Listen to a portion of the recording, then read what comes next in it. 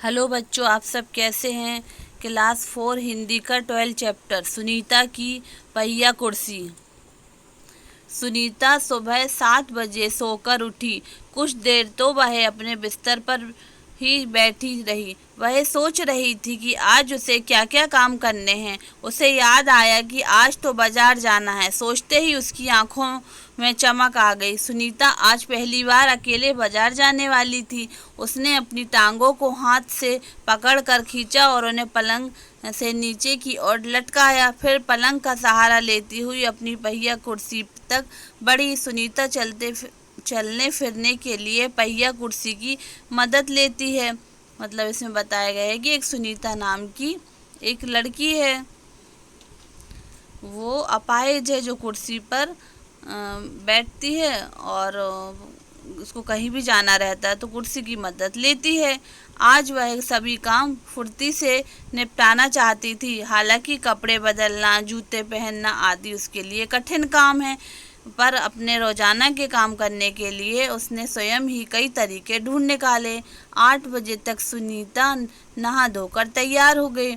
माँ ने मेज पर नाश्ता लगा दिया था। माँ अचार की बोतल पकड़ाना, सुनीता ने कहा। अलमारी में रखी, ले लो, माँ ने रसोई घर से जवाब दिया। सुनीता खुद जाकर अचार ले आई।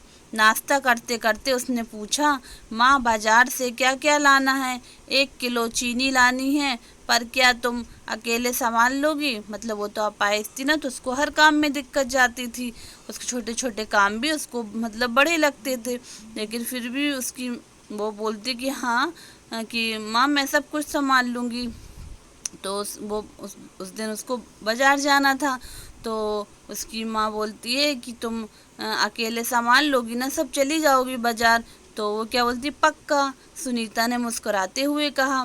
सुनीता ने माँ से झोला रुपए लिए अपनी पहिया कुर्सी पर बैठकर वह बाजार की ओर चल दी। सुनीता को सड़क की जिंदगी देखने में मजा आता है, चूंकि आज छुट्टी है, इसलिए हर जगह बच्चे खेलते हुए दिखाई दे रहे हैं। सुनीता थोड़ी देर रुककर उन्हें रस्सी कूदते, गेंद खेलते देखती रही। वह थोड़ी उदास हो गई, क्योंकि वो चल नहीं पाती थी ना, तो उसको लगता था कि काश मैं भी खेल पाती। वह भी उन बच्चों के साथ खेलना चाहती थी। खेल के मैदान में उसे एक लड़की दिखी, जिसकी माँ उसे वापस लेने के लिए आई थी। दोनों एक दूसरे को टुकुर टुकुर देखने लगे। मतलब उसको एक लड़की दिखी, तो वो दोनों मतलब एक दूसरे को देखने लगे। फिर सुनीता को एक लड़का दिखा। उस बच्चे को बहुत सारे बच्चे छोटू छोटू बुलाकर चिढ़ा रहे थे। उस लड़के का कद बाकी बच्चों से बहुत छोटा था। सुनीता को यह सब बिल्कुल अच्छा नहीं लगा। मतलब एक लड़का था, उसकी हाइट कम थी, तो सब बच्चे उसको छोटू छोटू कहकर चिढ़ा रहे थे। तो सुनीता को ये सब अच्छा नहीं लगा कि भाई किसी को नहीं चिढ़ाना चाहिए। रास्ते में कई लोग सुनीता को देखकर मुस्कुराए, जबकि वह उन्हें जानती तक नहीं थी। पहले तो वह मन ही मन खुश हुई, परंतु फिर सोचने लगी, ये सब लोग मेरी तरफ भला इस तरह क्यों देख रहे हैं। खेल के मैदान वाली छोटी लड़की सुनीता को दोबारा कपड़ों की दुकान के सामने खड़ी मिली। मतलब वो लड़की सुनीता को फिर मिल गई। उसकी माँ कुछ कपड़े देख रही थी। तुम्हारे पास यह अजीब सी चीज़ क्या है, उस लड़की ने सुनीता से पूछा। उस सुनीता ने क्या पूछा, भाई ये अजीब सी चीज़ क्या है तुम्हारे पास। यह तो बस एक, सुनीता जवाब देने लगी, परंतु उस लड़की की माँ ने गुस्से में आकर लड़की को सुनीता से दूर हटा दिया। मतलब उस लड़की की मम्मी ने कहा कि भाई मतलब वहाँ से दूर हट जाओ, मतलब उससे बात मत करो। इस तरह का सवाल नहीं पूछना चाहिए फरीदा, अच्छा नहीं लगता, माँ ने कहा। उन्होंने कहा कि भाई इस तरह के सवाल मत पूछो, मैं दूसरे बच्चों से अलग नहीं हूँ। सुनीता ने दुखी होकर कहा। उसे फरीदा की माँ का व्यवहार समझ में नहीं आया। अंत में सुनीता बाजार पहुँच गई। दुकान में घुसने के लिए उसे सीढ़ियों पर चढ़ना था। उसके लिए यह कर पाना बहुत मुश्किल काम था। आसपास के सब लोग जल्दी में थे, किसी ने उसकी तरफ ध्यान नहीं दिया। अचानक जिस लड़के को छोटू कहकर चिढ़ाया जा रहा था, वह उसके सामने आकर खड़ा हो गया। मतलब उसको जो छोटू मिला था ना, छोटू जिसको सब चिढ़ा रहे थे, तो वो उसके सामने आके खड़ा हो गया। मैं अमित हूँ। उसने अपना परिचय दिया। क्या मैं तुम्हारी कुछ मदद करूँ? उस लड़के ने सुनीता से पूछा, क्या मैं तुम्हारी कुछ मदद करूँ? मेरा नाम सुनीता है। सुनीता ने राहत की सांस ली और मुस्कुराकर बोली, पीछे के पैडल को पैर से जरा दबाओगे? तो वो हाँ बोलता, हाँ हाँ ज़रूर। कहते हुए अमित ने पहिया कुर्सी को टेढ़ा करके उसके अगले पहिए को पहली सीढ़ी पर रखा। फिर उसने पिछले पहिए को भी ऊपर चढ़ाया। देखिए जैसे फोटो में ये कर रहा है ना। सुनीता ने अमित को धन्यवाद दिया और कहा, अब मैं दुकान तक खुद पहुंच सकती हूँ। दुकान में पहुंचकर सुनीता ने 1 किलो चीनी मांगी। दुकानदार उसे देखकर मुस्कुराया। चीनी की थैली पकड़ने के लिए उसने हाथ आगे बढ़ाया ही था कि दुकानदार ने थैली उसकी गोदी में रख दी। सुनीता ने गुस्से से कहा, मैं भी दूसरों की तरह खुद अपने आप सामान ले सकती हूँ। सुनीता ने कहा कि भाई मैं भी मतलब दूसरे के सामान मतलब अपना काम और अपना सामान ले सकती हूँ। तो उसे दुकानदार का व्यवहार बिल्कुल अच्छा नहीं लगा। चीनी लेकर सुनीता और अमित बाहर निकले।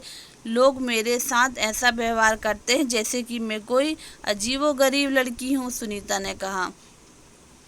शायद तुम्हारी पहिया कुर्सी के कारण ही वे ऐसा व्यवहार करते हैं, अमित ने कहा शायद तुम्हारी पहिया वाली कुर्सी है ना, शायद इस कारण ऐसा व्यवहार करते होंगे। पर इस कुर्सी में भला ऐसी क्या खास बात है? मैं तो बचपन से ही इस पर बैठकर इसे चलाती हूँ, सुनीता ने कहा कि भाई मैं तो बचपन से इस कुर्सी पर बैठती हूँ। अमित ने पूछा, पर तुम इस पर क्यों बैठती हो? मैं पैरों से चल नहीं सकती ना। इस पहिया कुर्सी के पहियों को घुमाकर मैं चल फिर पाती हूँ, लेकिन फिर भी मैं दूसरे बच्चों से अलग नहीं हूँ। उसने कहा भी मैं दूसरे बच्चों से अलग नहीं हूँ, जैसे सारे बच्चे वैसी मैं हूँ। मैं वे सारे काम कर सकती हूँ जो दूसरे बच्चे कर सकते हैं। सुनीता ने कहा कि भाई मैं सारे काम कर सकती हूँ जो दूसरे बच्चे कर सकते हैं। अमित ने अपना सिर ना में हिलाया और कहा, मैं भी वे सारे काम कर सकता हूँ जो दूसरे बच्चे कर सकते, पर मैं भी दूसरे बच्चों से अलग हूँ, इसी तरह तुम भी अलग हो। उस बच्चे ने क्या कहा कि मैं भी दूसरे बच्चों से अलग हूँ और इसी तरह तुम भी अलग हो। सुनीता ने कहा, नहीं, हम दोनों दूसरे बच्चों जैसे ही हैं। सुनीता ने कहा कि नहीं भाई, हम दोनों ही दूसरे बच्चों की ही तरह हैं। अमित ने दोबारा अपना सिर ना में हिलाया और कहा, देखो तुम पहिया कुर्सी पर बैठकर चलती हो, मेरा कद बहुत छोटा है, हम दोनों ही बाकी लोगों से कुछ अलग हैं। सुनीता कुछ सोचने लगी। उसने अपनी पहिया कुर्सी आगे की और खिसकाई। अमित भी उसके साथ साथ चलने लगा। सड़क पार करते समय सुनीता को फरीदा फिर नजर आई। इस बार फरीदा ने कोई सवाल नहीं पूछा। अमित झट से सुनीता की पहिया कुर्सी के पीछे चढ़ गया। फिर दोनों पहिया कुर्सी पर सवार होकर तेजी से सड़क पर आगे बढ़े। फरीदा भी उनके साथ साथ दौड़ी। इस बार भी लोगों ने उन्हें घूरा, परंतु अब सुनीता को उनकी परवाह नहीं थी। मतलब जैसे भी कहीं सुनीता बाहर निकलती थी सब लोग उसको घूरने लगते थे, लेकिन इस बार जब वो अपने दोस्तों के साथ थी तो सब लोग उसको घूर रहे थे, लेकिन सुनीता उसकी परवाह नहीं कर रही थी। ये जैसे देखिए पिक्चर में भी बताया गया है। सब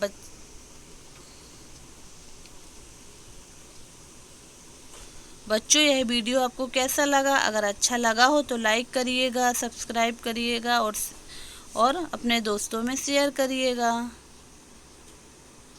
थैंक यू।